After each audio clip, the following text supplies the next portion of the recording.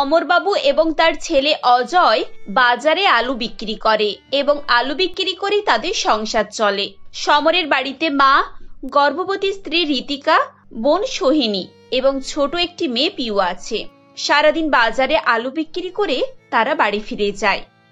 এই নাও রীতিকা, তোমার ওষুধ, আর এতে কয়েকটা ফল আছে। আসলে আজকে টাকা শেষ হয়ে গিয়েছিল তো, তাই জন্য বেশি করে ফল আনতে পারিনি। দু একদিন পর টাকা জমলে বেশি করে ফল নিয়ে আসবো। এই কষ্টের সংসারে তুমি আমার জন্য এত করেছো, এটাই অনেক। আরে এসব তো কিছুই না। আমি আর বাবা ভাবছি ব্যবসাটাকে আরো বাড়াবো, আর বোনের বিয়েটাও দেবো। তাছাড়া বাড়িঘরটাও মেরামত করতে হবে, ছেলে মেয়েগুলোকেও ভালো স্কুলে ভর্তি করতে হবে, বাবার চোখের অপারেশন করব। কিন্তু এসব করতে গেলে অনেক টাকা পয়সার দরকার।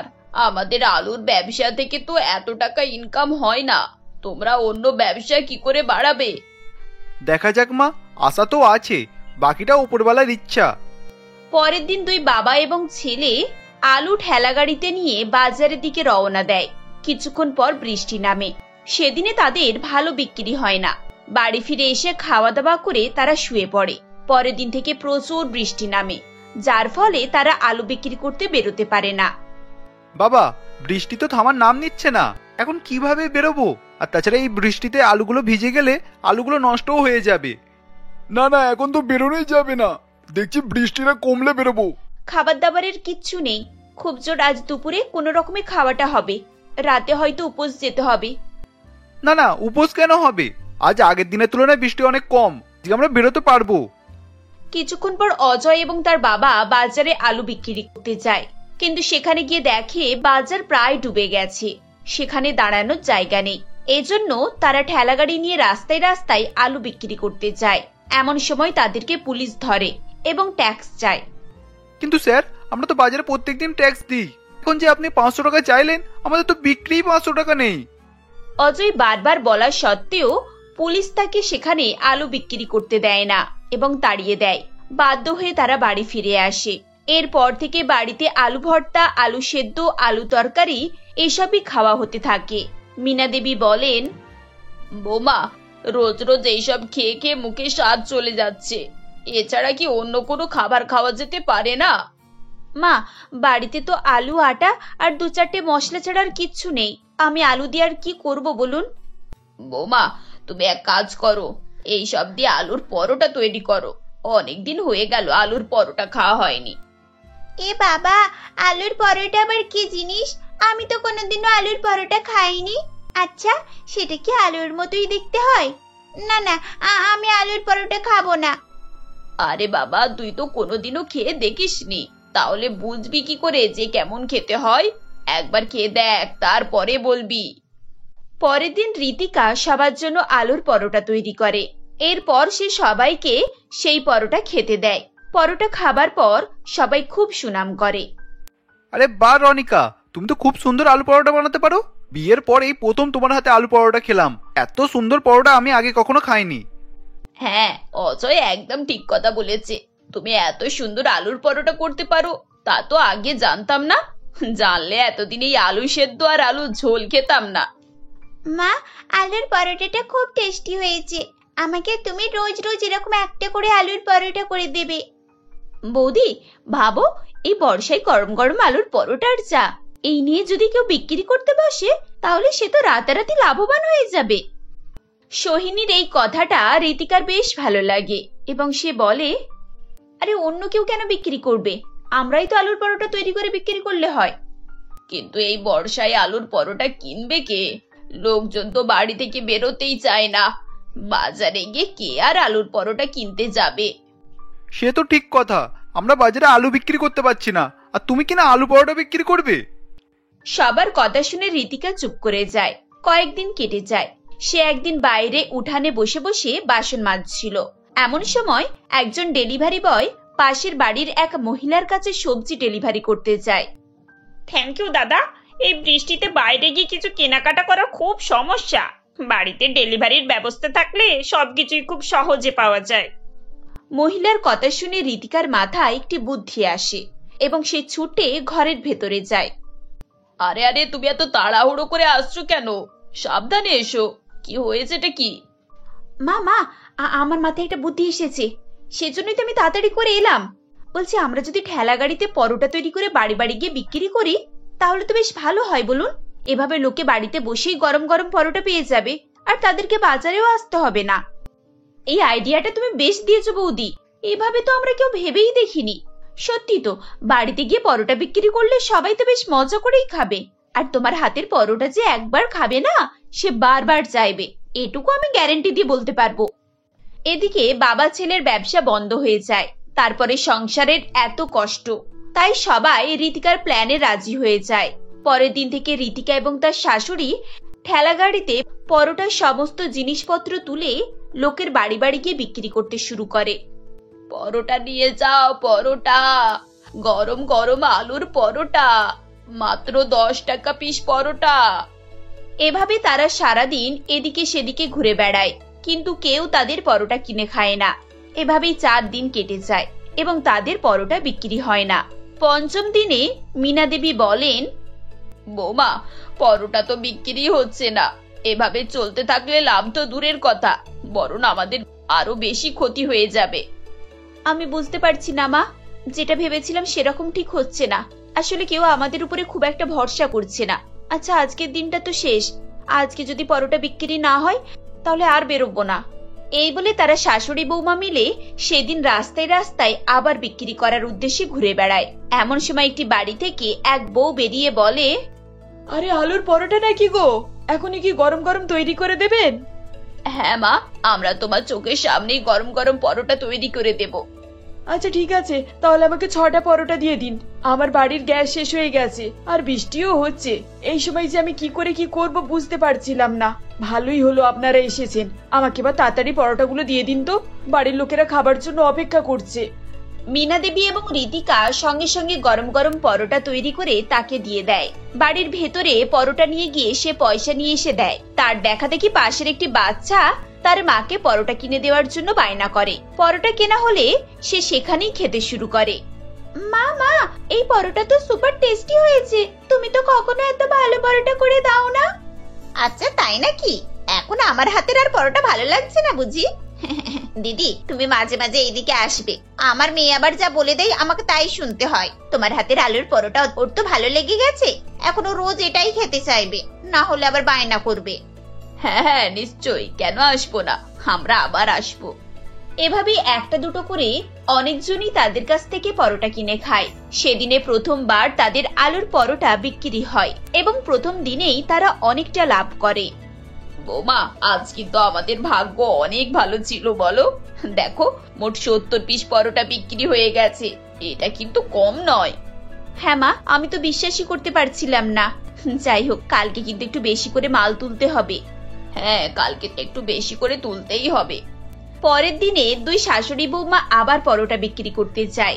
সেদিনও তাদের আগের দিনের থেকে বেশ লাভ হয়। এভাবেই তাদের ব্যবসা চলতে থাকে। আগে যেখানে তারা হেঁকে হেঁকে পরোটা বিক্রি করত, এখন সেখানে লোকজনই তাদের পরোটার জন্য অপেক্ষা করতে থাকে। দেখতে দেখতে কিছুদিনের মধ্যেই ঋতিকার ডেলিভারি হয় এবং এটি সুন্দর ফুটফুটে ছেলে হয়। মা, এবার ঋতিকা 6 মাসের জন্য রেস্ট নেবে। আমি আর বাবা তোমার সঙ্গে যাব। তারপর যদি সমস্যা হয় তাহলে আমরা 4 জন মিলে একটা হোটেল খুলবো, কি বলো? একদম ঠিক কথা বলেছিস বাবা। আমার তো মনে হয় বাজারে গিয়ে সবজি বিক্রি না করে তোরা দুই বাপ ছেলে মিলে আমাদের সাহায্য করলে আমাদের আরো অনেক বেশি লাভ হবে। এরপর থেকে অমরবাবু এবং অজয়ও মীনা দেবীর সঙ্গে পরোটা বিক্রি করতে যায়। এভাবেই বউ এবং শাশুড়ির পরোটা এখন থেকে একটি বড় ব্র্যান্ড হয়ে যায়। কিছুদিনের মধ্যেই তারা ধুমধাম করে সোহিনীর বিয়ে দেয়। পুরনো বাড়িটিকে ভেঙে দিয়ে নতুন দোতলা বাড়ি তৈরি করে এবং মেয়েকে ভালো স্কুলে ভর্তি করে। এভাবেই তাদের স্বপ্ন পূরণ হয়। কুমোরপুর গ্রামে শক্তিনাথ এবং বিজয়নাথ নামে দুজন বন্ধু বাস করত। তারা একে অপরের এত প্রিয় ছিল যে একে অপরকে না দেখে থাকতে পারত না। বিজয়নাথ বড় হওয়ার পর শহরে একটি চাকরি পায় এবং সে গ্রাম থেকে শহরে চলে আসে। কিন্তু শক্তিনাথ গ্রামেই থেকে যায়। কিন্তু তাদের দুজনের মধ্যে চিঠির মাধ্যমে কথাবার্তা চলতে থাকে। কিছুদিন পরে দুই বন্ধুর বিয়ে হয়ে যায়।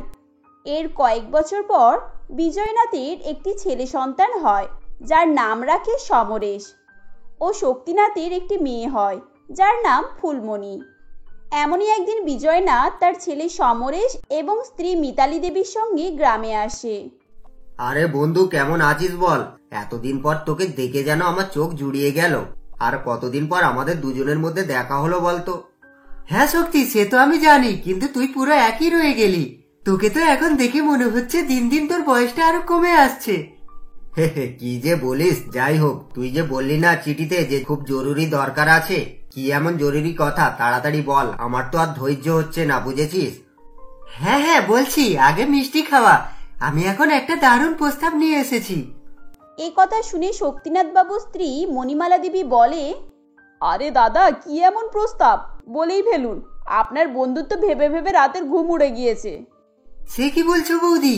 তাহলে শোনো, আমি ভেবেছি সমরেশের বিয়ে ফুলমণির সঙ্গে ঠিক করব, আর ওদের বিয়ে দিয়ে দিলে আমাদেরও চিন্তা দূর হবে। তা তোমাদের এখন কি মতামত বলো? এ কথা শোনার পর মণিমালা দেবী এবং শক্তিনাথ বাবু খুবই খুশি হয়ে যান এবং মণিমালা দেবী বলেন, আরে দাদা, আপনি তো আমাদের মুখের কথা কেড়ে নিলেন। আমরাও মনে মনে ভেবে রেখেছিলাম, কিন্তু আপনার বন্ধু সঠিক সময়ের অপেক্ষা করছিল। তাহলে কথা দেওয়া থাক, আমরা আমাদের সন্তানদের বিয়ে 20 বছর পর দেব।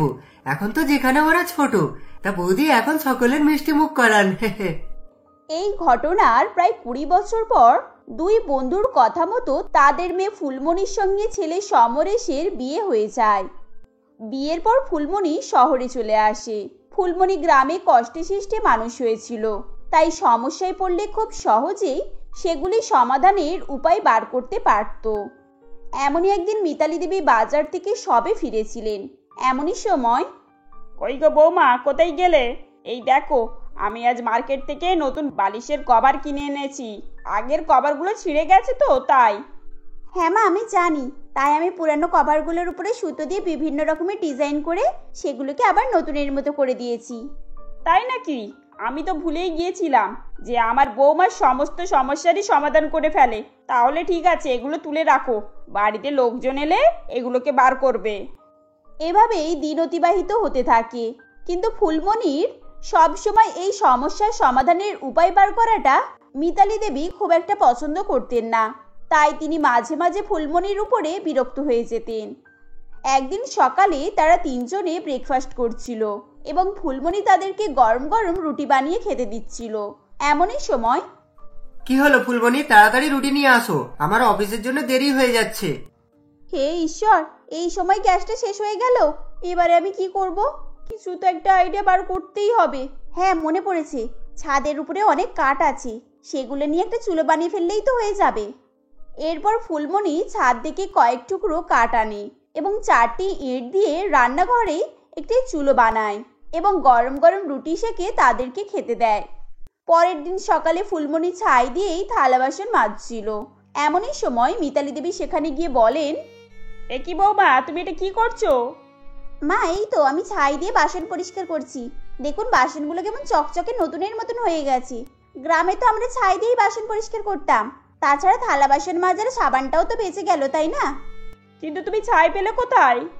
কালকে রুটি বানাতে গিয়ে গ্যাস শেষ হয়ে গিয়েছিল, তাই আমি ছাদ থেকে কাঠ নিয়ে এসে ইট দিয়ে চুলো বানিয়ে আপনাদের জন্য রুটি সেঁকে দিয়েছিলাম।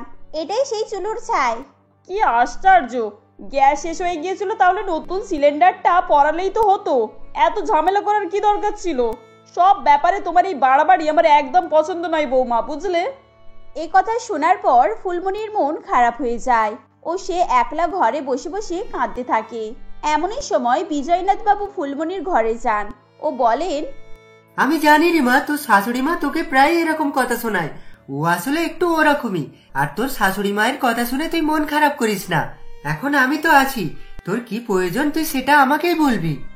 না বাবা, আমি মন খারাপ করিনি, আসলে অনেকদিন হলো মায়ের সঙ্গে দেখা হয়নি, তাই আর কি। ঠিক আছে রে মা, আমি তোর মাকে চিঠি লিখে দেবো, আর তুই না হয় কয়েকদিন তোর মায়ের বাড়ি থেকে বেরিয়ে আসবি, কেমন? আচ্ছা ঠিক আছে বাবা।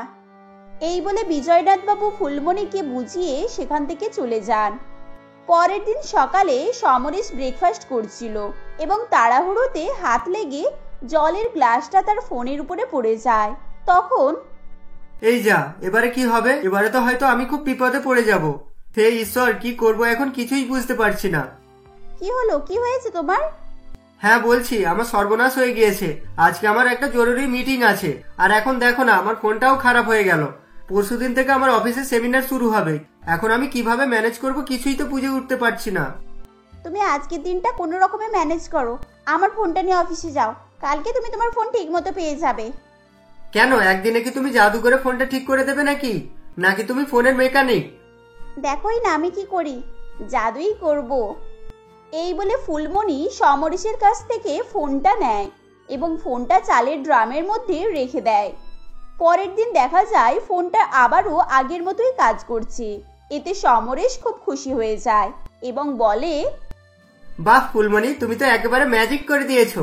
সত্যিই এখন ফোনটা আগের মতো হয়ে গিয়েছে। Thank you very much. তোমার জন্য এখন আমি অনেক বড় চিন্তা থেকে মুক্তি পেলাম। তাহলে দেখলে তো আমি কেমন জাদু জানি। আচ্ছা শোনো, কি বলছি, কাল আমায় অফিসে একটু তাড়াতাড়ি বের হতে হবে। তা তুমি সকাল সকাল আমার ইস্ত্রিটা আয়রন করে রেখো, কেমন? এদিকে সারাদিন অনেক কাজের চাপে ফুলমণি শার্ট আয়রন করতে ভুলে যায়। পরের দিন সকালে হঠাৎ করে ফুলমণির মনে পড়ে যে গত রাতে শার্টটা আয়রন করা হয়নি। এদিকে আবার সকাল থেকে বাড়িতে কারেন্ট ছিল না। এমনই সময়, বৌমা, তুমি বাবুর শার্টটা আয়রন করে রাখুনি? ও এখন অফিসে কি পরে যাবে? আবার কারেন্টও নেই, কি করে কি করবে তুমি দেখো বাপু। কোনো কথা যদি কান দিয়ে শোনে মেয়েটা। এই বলে ফুলমণি গ্যাসের উনুনে লোহার ইস্ত্রি রেখে সেটিকে গরম করে সমরেশের শার্ট আয়রন করে দেয়। এটা দেখে বিজয়বাবু হাসতে থাকেন এবং মিতালি দেবীকে বলেন, দেখলে তো গিন্নি কেমন বউ এনেছি। মানে সব সমস্যার সমাধান আমাদের বৌমার কাছে রয়েছে। থাক থাক, আর আদিক্ষেতা করতে হবে না। এইসব নাটকের সমাধান দেখলে আমার গা পুরো জ্বলে যায়। এই বলে মিতালি দেবী সেখান থেকে চলে যায়। পরের দিন সকালে তিনি একটি মশা তাড়ানোর কয়েল জ্বালিয়ে সারা ঘরে ধোঁয়া দিচ্ছিলেন। এর ফলে সমরেশের গলায় সমস্যা দেখা দেয় এবং তার কথা বন্ধ হয়ে যায়। এমনই সময় ফুলমণি সমরেশকে জিজ্ঞেস করে, আজ তো রবিবার, তুমি আজ ব্রেকফাস্টে কি খাবে বলো। কথাটা শোনার পর সমরেশ কোনোই উত্তর দেয় না। তখন ফুলমণি আবারও বলে, কি হলোটা কি, কোনো উত্তর দিচ্ছ না যে? আমি কখন থেকে জিজ্ঞাসা করছি আজকে টিফিনে কি রান্না করব। এরপর সমরেশ একটি কাগজে লেখে যে মা বাড়িতে মশা তাড়ানো ধোঁয়া দিয়েছে, যার ফলে আমার গলায় ইনফেকশন বেড়ে গেছে। এখন আমি 4-5 দিনের মতো কথা বলতে পারবো না। যেটা দেখা মাত্রই ফুলমণি বলে, কি 4-5 দিন কথা বলতে পারবে না মানে? দাঁড়াও, আমি একদিনেই তোমার গলা সারিয়ে তুলবো। তুমি দেখো, আমি আজই একটা কাড়া বানিয়ে তোমাকে খাওয়াচ্ছি, তোমার গলা ম্যাজিকের মতো সেরে যাবে। এই বলে ফুলমণি সমরেশের জন্য জড়িবুটি ওষুধ বানাতে রান্নাঘরে চলে যায়। হে ঈশ্বর, আমি তো ভুলেই গিয়েছিলাম যে সমরের কয়েলের ধোঁয়াতে অ্যালার্জি হয়। এখন আমার জন্য ওকে বৌমার বানানো ওই খারাপ স্বাদের জড়িবুটি ওষুধ খেতে হবে। বৌমা, তুমি এসব কি বানাচ্ছ? এসব খেয়ে বাবুর কোনোই লাভ হবে না। ওকে এক্ষুনি ডাক্তারের কাছে নিয়ে যেতে হবে। ডাক্তারের ওষুধ না খেলে কিছুতেই ওর গলা সারবে না। আপনি আমাকে মাত্র একটা দিন সময় দিন মা, তারপর যদি না কাজ হয় তখন না হয় ডাক্তারের কাছে দেখাবেন। এবং সারাদিন প্রায় 3-4 বার ধরে তাকে ওই ওষুধ খেতে দেয়। পরের দিন সকালে সমরেশের গলা আবারও আগের মতোই স্বাভাবিক হয়ে যায়। এরপর সে বলে, মা দেখেছো তো, তোমার বৌমা একেবারে ডাক্তার হয়ে গিয়েছে। এখন একদিনের মধ্যেই আমার গলা ঠিক করে দিল। হ্যাঁ রে বাবা, আমি তো অবাক হয়ে যাচ্ছি। তোর তো ডাক্তারের ওষুধ খেয়েও 4-5 দিনের নিচে কমে না, কিন্তু বৌমার বানানো ওষুধে তো ম্যাজিকের মতো কাজ করেছে। আমি বলেছিলাম না যে একদিনেই গলা সেরে যাবে। কি এবার তোমাদের আমার উপর বিশ্বাস হয়েছে তো? হ্যাঁ বৌমা, খুব বিশ্বাস হয়েছে। আমি অনেকবার তোমাকে অনেক কিছুই খোটা দিয়েছি। আমার এভাবে বলা উচিত হয়নি, আমাকে ক্ষমা করে দাও মা। না মা, এভাবে আপনি বলবেন না, আমি আপনার কথা কিছুই মনে করিনি। আচ্ছা বৌমা, তোমার না তোমার মায়ের জন্য মন খারাপ করছিল? চলো আগামী সপ্তাহে আমরা সবাই মিলে একবার গ্রাম থেকে ঘুরে আসি। শাশুড়ি মায়ের মুখে এরকম কথা শুনে ফুলমণি খুবই খুশি হয়ে যায় এবং তারা সবাই মিলে গ্রামের বাড়িতে বেড়াতে যায় ও এরপর থেকে তারা সকলে মিলে সুখে শান্তিতে বসবাস করতে থাকে।